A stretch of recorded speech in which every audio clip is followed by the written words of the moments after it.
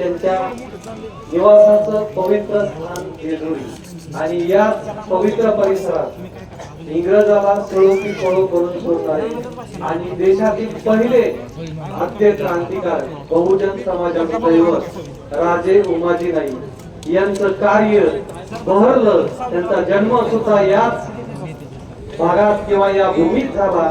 हा दुग्धशर्करा योग आहे आणि राजे उमाजी नाईकाच्या नावाने या ठिकाणी जे प्रस्तावित विमानतळ आहे त्या विमानतळाला राजे उमाजी नाईक यांचं नाव देण्यात यावं ही मागणी जय मल्हार क्रांती संघटना करते. हा दुग्धशर्करा योग आहे आणि आपल्या सर्वांचे नेते वंचित बहुजनाचं आशास्थान आदरणीय दौलत नाना शितोळे यांनी ही जी मागणी केली आहे ती राज्य शासन लवकर मान्य करेल आणि केंद्र शासनाकडून मान्यता घेऊन ती यशस्वी होईल असा मला सार्थ विश्वास आहे. आणि या मागणीला वंजारी महासंघाचा पाठिंबा घोषित करून मी थांबतो. धन्यवाद. धन्यवाद खाडे सर. यानंतर